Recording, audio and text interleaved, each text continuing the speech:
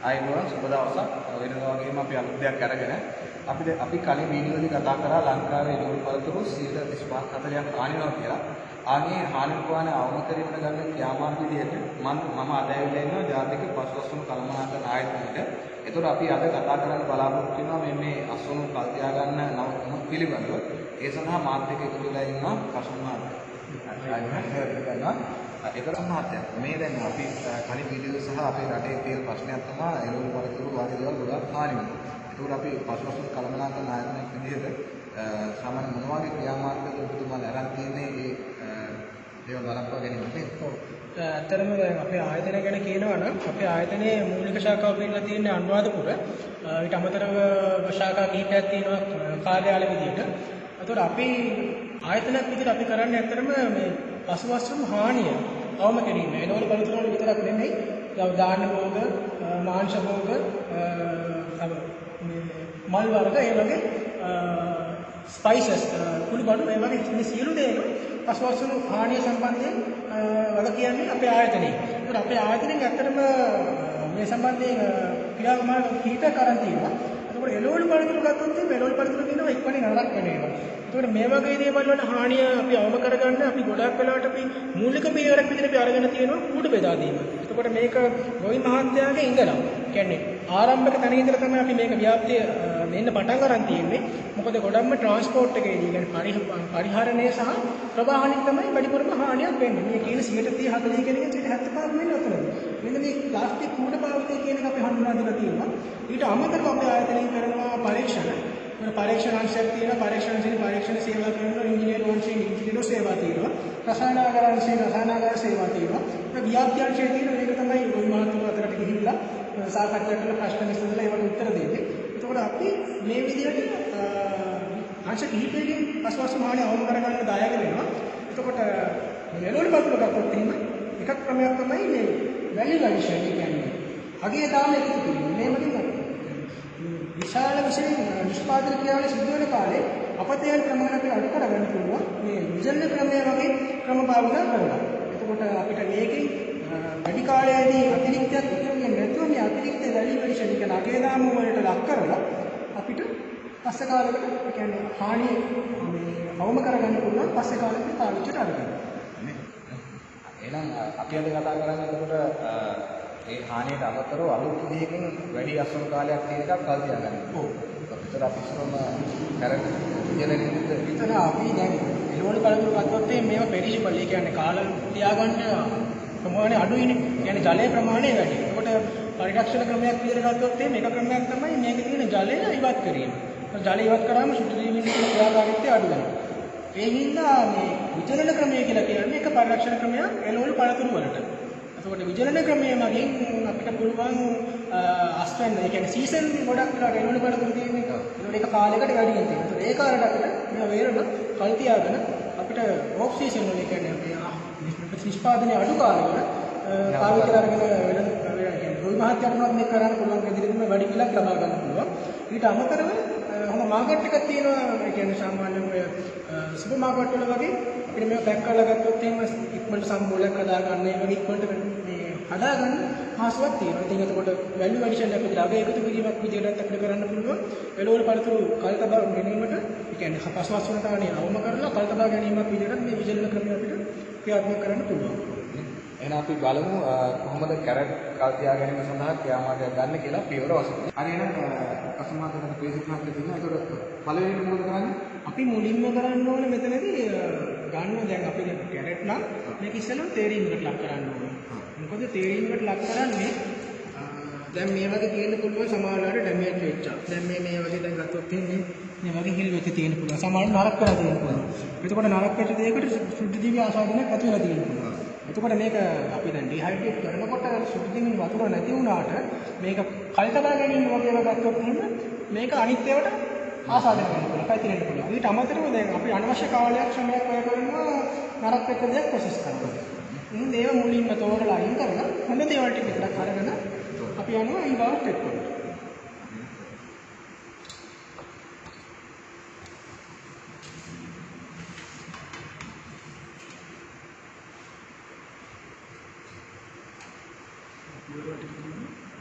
තේරුවා ඉවසෙන්න. මේක අපි ගන්න තින්නේ මේ මේකේ සිදු මේ තුවාලයක් වගේ තියෙනවා. ඔක අපිට බේර ගන්න ගියොත් මේකෙන් අපිට කල් තියාගන්න බැරි ගැටලුවක් වෙනවා. ඉතින් මේක අපිට ප්‍රයෝජනෙට දාන්න අපිට මේ ටික පුළුවන් අපිට හොඳ මට්ටමේ තියෙනවා. මේ ටික සෝදලා මේ පොතු ඉවත් කරගන්න ඕනේ. හරි නේද සෝදන්න. සේදීමේදී ගලාගෙන යන ජලයෙන් සෝදන්න ඕනේ. මේ විදිහට අපිට පුළුවන් සේදීම කරගන්න. අපි කපලා ඉන්න.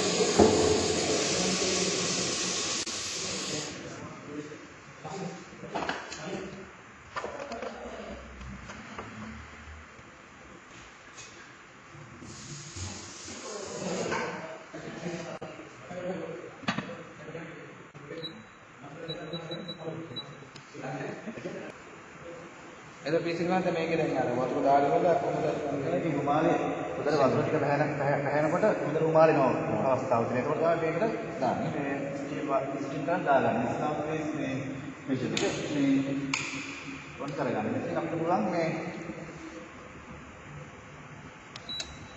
මෙතනින් තමයි අපි ඔන් කරන්න ඉස්සෙල්ලා. මෙතනින් ඔන් කරලා අපිට මෙතනින් පුළුවන් මේ මිනිත්තු ගණන් තියාගන්න. දැන් අපිට දැන් අපි ඉස්සෙල්ලා නම් මෙතන මේක අපිට වාස්ප ගන්න ඕනේ. ඒක ලොකු ගැටලුවක් නෑ. අපි කියමු විනාඩි 20ක් විතර නේ. මෙතන ඊළඟ ස්ටාර්ට් කරන්න ඕනේ. දැන් මේක ඔන් වෙලා තියෙනවා. ඒ අතර අපි සකස් කරලා ටික කරමු. ඉවත් කර. හරි එහෙනම් ඊළඟ පියවර තියෙන්නේ සේදුවෙන් පස්සේ පොතිවත් කරගන්න. පොතිවත් කරගන්න. පොතිවත් කරන්නේ මොකද්ද කරන්නේ? පොතිවත් කරගatti අපි මේ එහෙම සූර්ල පොතිවත් කරන්න නැතුව මේ වගේ පීර එකක් භාවිත කරලා පොතිවත් කරගත්තා නම් හොඳයි අපිට. හොඳ ලස්සනට මේ කැරන්ඩලේ සුද්ධ කරගන්න පුළුවන්. දෙපැත්ත අපි මෙහෙම අයින් කරගන්න පුළුවන්.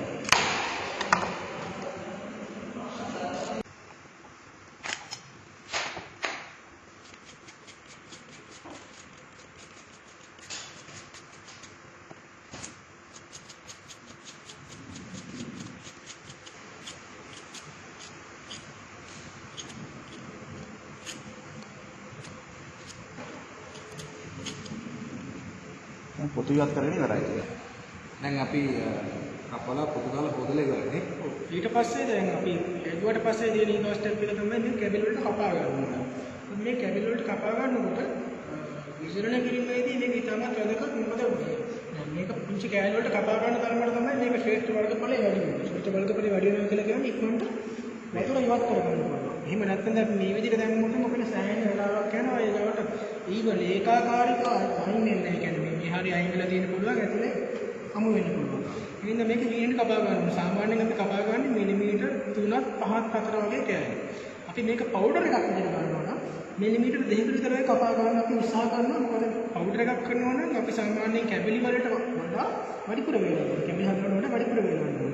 එහෙනම් මේක සාමාන්‍යයෙන් කපා ගන්නවා මිලිමීටර් 2ක් 5ක් 4 වගේ ඉතා පුංචි ප්‍රමාණයක්. ඒතර අපිට මේක පෙත්තක් විදිහට කපන්න පුළුවන්. නැත්නම් තීරු විදිහට කපන්න පුළුවන්. නැත්නම් කොටු විදිහට කපා ගන්නත් පුළුවන්. එතකොට මේක තව වැදගත් දෙයක් තමයි අපි මේ වාතයට නිරාවරණය වෙලා තියෙන්නේ.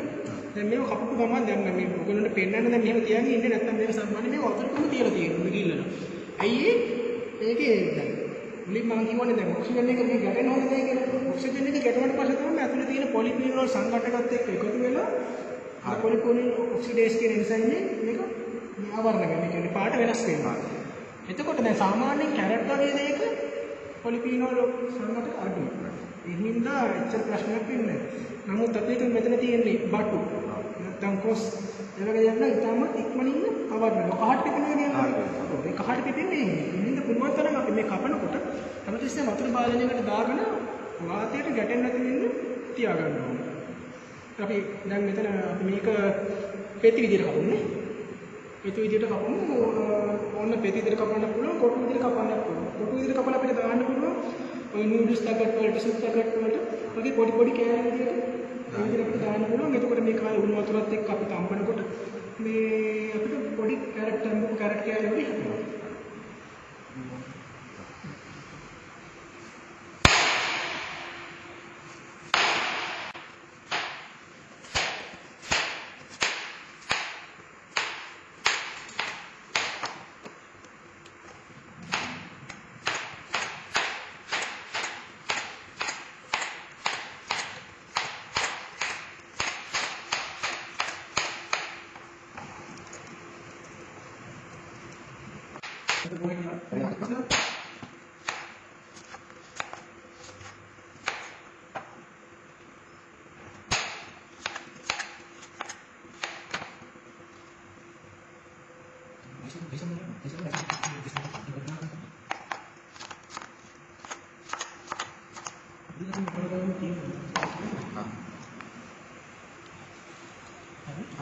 දැන් අපි මේක දැන් කපනකොට මම කියන්නේ සයිස් එකක් මේකේ සමහර මේ ග්‍රේඩ් ගාල් ඒක එතන පොඩි ප්‍රශ්නයක් තියෙනවා. දැන් අපි මේක කපන්න පස්සේ බ්ලාන්ච් කරනවා කියලා කියනවානේ. බ්ලාන්ච් කරනකොට මම මේක උණු වතුරට හරි මාළයට හරි මොකක් හරි රසායනිකයකට හරි දාලා තිබ්බම මේක ග්‍රේඩ් කරාම ඉතාමත් සීන් කෙන්ඩි ආකාරයෙන් තමයි යන්නේ. එතකොට මේක තැන්දීම් කරලා දක්වනවා. කියන්නේ ඕනකට වඩා ශ්‍රේෂ්ඨ වර්ගඵලය දැන් වැඩි. ඒකට එහෙම වුණාට පස්සේ වෙන්නේ තැන්දීම් කරලා කරලා හම් වෙනවා. එහෙනම් ග්‍රේඩ් කරන්න එපා. පුළුවන් තරම් එක්ක ස්ලයිසිං මැෂින් එකකින් නැත්නම් පීයේ කෑලි වලට කපන එක තමයි ඕනේ. ග්‍රේඩ් කරොත් එන්නේ අර මේ ප්‍රමාණය කියන්නේ වැඩි හින්දා දැන් අපිට මේ වගේ පුංචි මේකට වඩා හීගිනි පුංචි කේන්දි විදිහට ග්‍රේඩ් කරොත් එන්නේ මේක උණු වතුර තියෙනකොට හරි කිමිකල් එකක දාලා දෙනකොට මේක තැන්දෙනවා. ඊට පස්සේ මේක හම් වෙනවා. ඊට පස්සේ අපිට පවුඩර් කරන්නත් බෑ. කන කොටත් අර රබර් ගතියක් වගේ එනවා. රබර් ටෙක්ස්චර් එකක් වෙනවා. ඒකින් ග්‍රේඩ් කරනකොට පුළුවන් තරම් කපලම කරනවා. කැලේ කපලම කරනවා.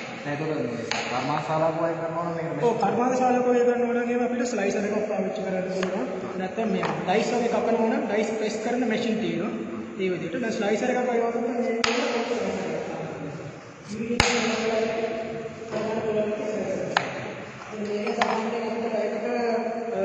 කිලෝ 60ක් 70ක් විතර වගේ කපා ගන්න පුළුවන්. දැන් මේ කැරට් වගේ වෙන හොඳට ස්ලයිස් කරන්න පුළුවන්. මේ වගේ සයිසින් මැෂින් එකක්. මාන්‍යෝ කචිත් හදනකොට ඒව ඩ්‍රයි කරගන්න, පවුඩර් හදනකොට ඒ වගේ වට කරලා සයිසින් මැෂින් එකක් පාවිච්චි කරගන්න පුළුවන්.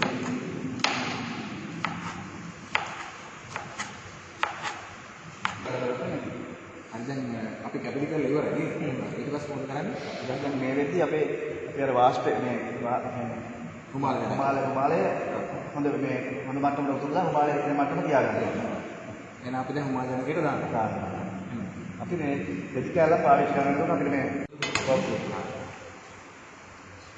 අපිට මේකට දාගන්න මොකද අපිට උපාස ගන්න දෙයි. මේක නැත්තම් අපිට මේ දැලක් වගේ සුදුයකට වලින් ලොකුවට කරනවා අපි සුදුයකට වලින් දැලක් හදාගෙන ලොකුවට දැලපකින් අපිට හිමාලය එක ඇතුලේ බස් ගන්නවා. ඉලි ගන්න පුළුවන්. ඊළ විනාඩි 3ක් යාපස් වෙන පැත්තෙන් උඩට ගන්න උතරගෙන potom අපි සිසිල් ජලය සාමාන්‍යයෙන් අපි ගෙදර ස්ටෑන්ඩඩ් එකක් විතර වෙන කරනවා නම් ප්‍රොක්ලීන් එක තමයි හොඳම. කියන්නේ පියදමත් ඒක සුදු වෙන්න ඕනේ. සුදු වෙන්න ඕනේ. මොකද නැත්නම් වෙන පාටක් ආවොත් ඒ පාට දීලා මේ අපි වේලන එනෝල්ඩයි කලකට සම්බන්ධ වුණොත් ඒක ඊට පස්සේ වෙන පාටක් එනවා. පාට මේ පරිස්සම් කරගෙන පුළුවන්.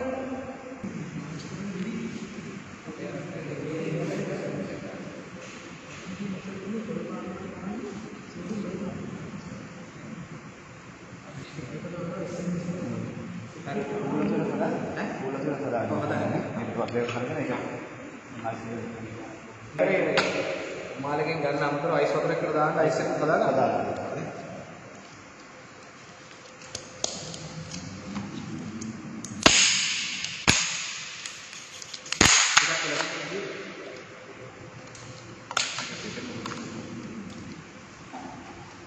එහෙනම් අපි ඉස්සරහම ස්ටීමර් එකට දාන්න. මේක මේ පැහැෙන මට්ටම හොඳට කුමාරී වෙන අවස්ථාවක නම් ඉන්න ඕන. දැන් මේ අවස්ථාවේ ඉන්නේ බලන්න. ඔව්. ඊට පස්සේ අපි මේක ඇතුලේ විනාඩි 3ක් තියෙනවා. තියාගන්න. අපි ඒකට වෙලාවක් බලා ගන්න අනිවාර්යයෙන්. විනාඩි 3 විශේෂයෙන් මේක බලා ගන්න.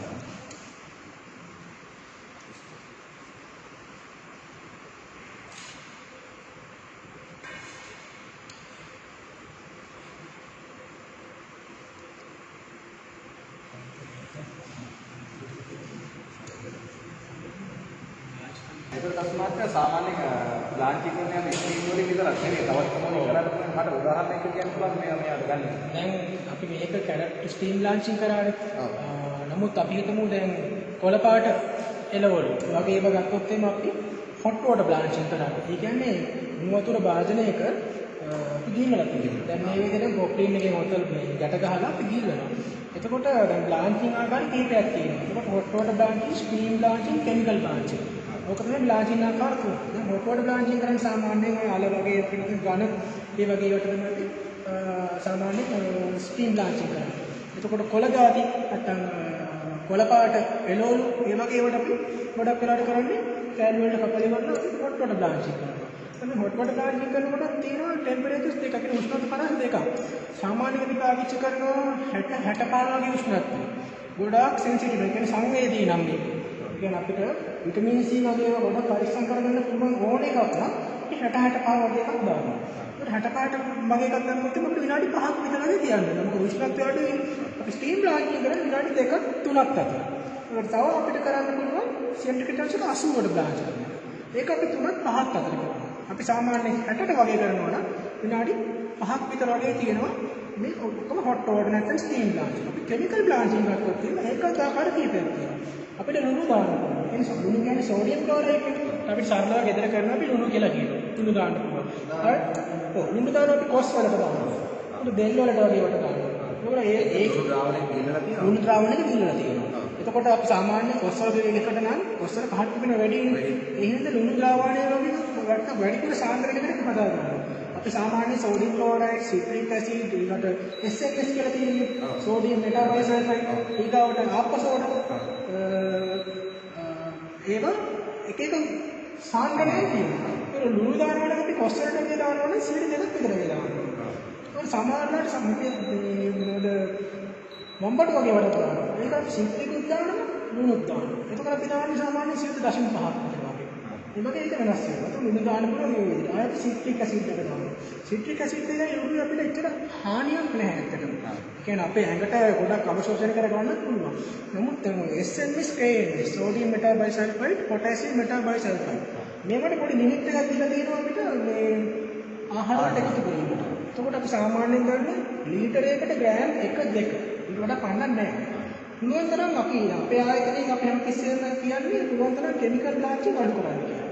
ඒ මොකද කෙමිකල් බ්ලාන්චින් SMS බ්ලාන්චින් එක ඇත්තට හොඳ නැහැ ශරීර සෞඛ්‍යයට. නමුත් අපි ලුණු දාලා ඒක ප්‍රශ්නයක් නැහැ. අපි ලුණු කනවා කියන මොකද එකට එකතු වෙන්නේ නැහැ උක. සිට්‍රික් වගේ දෙච්චර ප්‍රශ්නයක් නැහැ. එතකොට මේවා තමයි අපි කෙමිකල් බ්ලාන්චින් වලට ගන්න.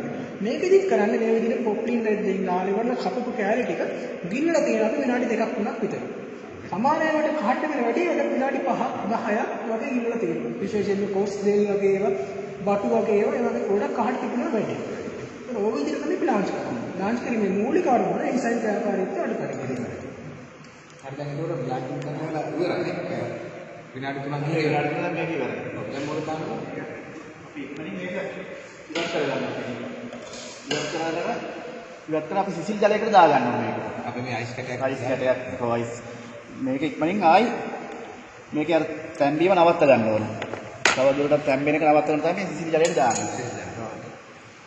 විනාඩි 3ක් මේවට ගාම සිසිල් ජලයට දාන්න. සිසිල් ජලය විනාඩියක් තියාගන්න.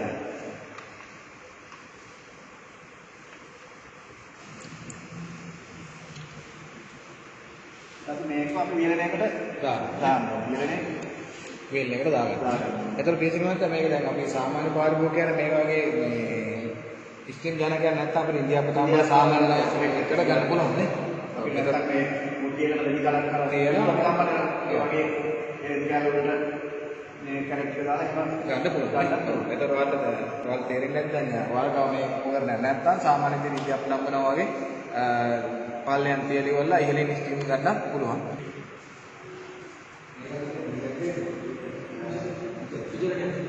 හරි ඒක විදිහට මත දැන් අපි උණු වතුරේ ගිලලා ගෙනාවනේ. ඊට දැන් කරන්න විජලනේ. මේ වියලනේදී මොකක්ද මේ කොහොමද වෙන්නේ? මේ වියලෙන් අපිට පුළුවන් මේ උෂ්ණත්වය පාලනය කරන්න. අපි සාමාන්‍යයෙන් මේ කැරට් වියල නම් 55 තමයි හොඳම උෂ්ණත්වය කියලා කියන්නේ. දැන් අපි මේ තැටි වල කරනවා. තැටි වල අතුරනවා. අතුරලා සාමාන්‍යයෙන් කැරට් වලට පැය 8ක් 10ක් වගේ කාලයක් වියල ගන්න ඕනේ.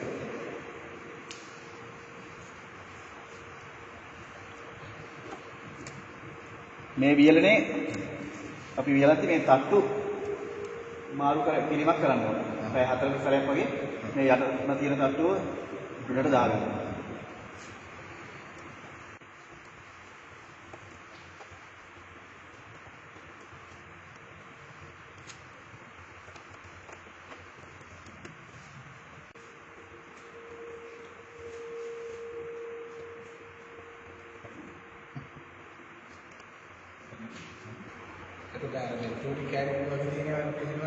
පොඩි කැලලක් දාන අපිට මේ සිදුරු වලින් යටට බහිනවනේ. ඒ හින්දා අපිට සුදු කොප්පෙන් කැලලක් ඒක නම් මෙහෙම වතුර වල තමයි දාන්නේ. ස්විච් එක විදිහින් දානවා.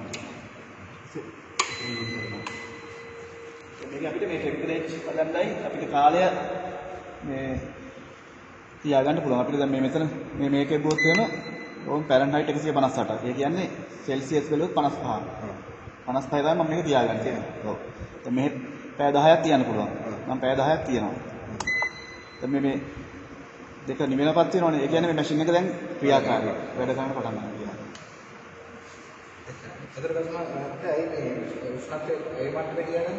මොකද උෂ්ණත්වය 55ට තියාගන්නේ අපි මේකේ මූලිකම අරමුණ දැන් අපි බ්ලාන්ච් කරලා අරගත්තේ පාට තියාගන්නේ හොඳට පාට තියාගන්න නම් උෂ්ණත්වය වැඩිපුර තියාගන්න බෑ.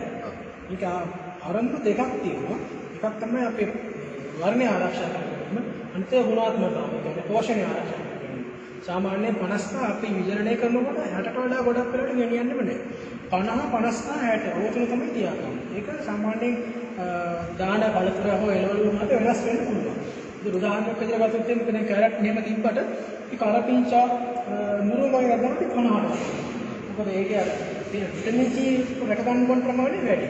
අපි කෙහෙල් වගේ දෙයක් දානවා නම් අපි ඊට වතුර ප්‍රමාණය වැඩිලා කියන එක 60කට වගේ තියෙනවා.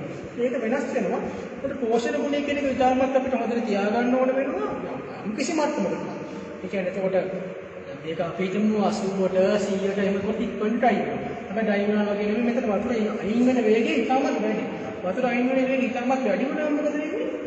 මේක විදිහට කියන්නේ ටෙක්ස්චර් එක කඩන්නේ. හානි. එහෙනම් දීර්ඝය තියාගන්න, ඊකට පෝෂණ ගුණය තියාගන්න සහ වර්ණය තියාගන්න තමයි අපි 55 ක අඩු උෂ්ණත්වයක විචලනය කිරීමක් කරන්නේ. මේ විදිහට පැය 10ක් තියලා අපි පැය 10ක් තියාගන්නේ මොකද දැන්? ප්‍රමාණය වැඩි. එතකොට එහෙම වෙන්නේ ඉතින් හිමින්නේ වතුර අයින් වෙන්නේ. අපිට වැඩි වෙලාවකට තියාගන්න. එනිසා තමයි අපි සාමාන්‍යයෙන් පැය 10ක් තියාගන්නේ. සාමාන්‍යයෙන් අපි විචලනය කරනකොට පැය 8 ඉඳලා 12 වෙනකල් වගේ යනවා. පවුඩර් කරනවා නම් පැය 12 ඉඳලා 16 වගේ වෙනකල් සාමාන්‍යයෙන් තියාගන්න. මොකද අපි මේක පවුඩර් කරනවා නම් කැරට් එක අපි පැය 10ක් වෙන්නේ පැය 12 14ක් වගේ ප්‍රමාණයක් කැරට් වලට අවශ්‍යයි. මොකද තව දුරට දැන් අපි මේක ස්පීෂස් විදිහට දැන් මේ පෙත්තක් විදිහට නැත්නම් මේ වගේ ඩයිස් එකක් විදිහට දැන් මේක මෙහෙමනේ තියන්නේ. ඩයි කරාට පස්සේ පවුඩර් කරනවා නම් මේක මීට වඩා තෙතමනේ තව අඩු වෙනවා. දැන් මේකේදී අපි සාමාන්‍ය තෙතමනේ මොයිස්චර් කන්ටෙන්ට් එක 10%ක් විතර වගේ තිබ්බට 10ට වෙලා. නමුත් 8%කට වඩා බහින්න ඕනේ පවුඩර් කරනවා. හරි එතකොට දැන් ලස්සනට දැන් අපි කැරට් එක විදිහට ස්ටීම් කරලා මෙයා කරන් පස්සේ මේ විදිහට තමයි අපි ඇසීම් කරන්නේ. ඒතර වාතය සංසරණය වෙන විදිහට ඇසීම් කරගන්න ඕනේ. වාතය විතරක් නෙමෙයි මෙතනදී ඒ කියන්නේ චේතමනය වාතයෙන් වෙනකොට මේ පැකේජ් මැටීරියල් එක. මොකද දැන් සමහරව තියෙනවා LDPE වගේ පොලිතීන් වගේ තියෙනවා වාතය චේතමනය දෙකම පාලනය කරනවා. අර්ධ වශයෙන්. ඒ වගේ එකක් ගන්න බෑ. මොකද දැන් මේක චේතමනය වැඩි කරලා තියෙන්නේ. ඒකම දැන් මේකට අපි පාවිච්චි කරලා තියෙන පෙට් කියන මේ අමුද්‍රව්‍ය. ඊට අමතරව අපිට පාවිච්චි කරන්න පුළුවන් මතු පිටට හොඳ ප්‍රින්ටබල් විදියට තියෙන විදියට ඇතුළට ලැමිනේට් කරපු එළියට ලැමිනේට් එක ඇතුළට ඇලුමිනියම් ෆොයිල් එක දානවා. ඒ විදියට. නැත්තම් මේ ඝන අඩුම විදියට ගන්න පුළුවන් මේ වගේ පෙට් වලින් හදපු පැකේජින් මැටීරියල් එකක්. එතකොට මේකේ අපි සාමාන්‍යයෙන් මේක පැක් කරාම හොඳට මේක සාමාන්‍යයෙන් බෑන්ඩ් සීල් කරනවට වඩා හොඳයි. බෑන්ඩ් සීල් කරනකොට පටියක් විදිහට බෑන්ඩ් සීල් එක වදිනවනේ. එතකොට ඇතුළට මේ වාද්‍යය දෙතුනේ යන ගොඩක් අඩුයි. මේ වගේ අපි සාමාන්‍යයෙන් අපි තියාගන්න පුළුවන් මාස 6ක් විතර කිසිම පරිරක්ෂක කෘත්‍රිම පරිරක්ෂක එකතු නොකර. එතකොට ඔයාලට තේරෙන්නේ නැති දැන් අපි අපිට වැඩි කාලෙකදී අපිට වැඩි නම් මිල නැත්තම් සමහර විසික් කරනවා. ඉතින් එහෙම කරන්න ඕනේ අපේ රටේ එළවලු මලක මේ විදිහට විසික් කරන්න ඕනේ. අපිට මේ විදිහට පරිරක්ෂණය කරලා තියාගන්න පුළුවන්. ඊට අමතරව අපි දන්නවා වෙන රටවල මේ වගේ දේවල් සම්බන්ධ හැදෙන්නේ නැහැ. ඒක අපේ රටවල යවා ගන්න පුළුවන්. ඒතර මේත් එක්ක අපේ රටේ ප්‍රසවසුමානි වෙන එක නතර වෙනවා. ඊට අමතරව අපේ විවිධ කර්මාන්ත බිහි වෙනවා. රැකියාව අවස්ථා වැඩි වෙනවා. ඉතින් මේ වගේ දේවල් අපේ රටට ඒක අත්‍යවශ්‍යයි කියලා මම හිතනවා. ඒක නිසා මේ විදිහට වීඩියෝ එකක් විදිහට ඔයාලට ගෙනාවේ. මම හිතන්නේ මේ වගේ දේවල් අපි ඇත්තටම ගොඩක් මහන්සිලා කරනවා. ඉතින් අපිට කසුන් මහත්තයාත් විවිධ මහත්තයාත් මේකට ගොඩක් උදව් කරා. මේ වගේ දේවල් ඔයාලට තවදුරටත් බලා ගන්න අනිත් කටට බලා ගන්න ෂෙයා කරන්න. ඔයාලට තවදුරටත් මේ පිළිබඳ විස්තර දැනගන්න ඕන නම් අපිට පහලින් කමෙන්ට් එකක් විදිහට දාන්න. මම සුදුසුකම් දෙනවා අපිට මේ වැඩසටහන සාර්ථක කරගන්න උදව් කරලා කසුන් මහත්තයාට සහ විසිරු මහත්තයාට ඒ වගේම ආයතනයේ අනිත් වේදනා මහත්මයාට ඒ වගේම මේ වගේ දැනුම අනිත් කට්ටියටත් ලබාගෙන අපේ රටේ දිනුවෙන්න සාර්ථක කරගන්න හැකියාව ලැබෙන කියලා ප්‍රාර්ථනා කරනවා.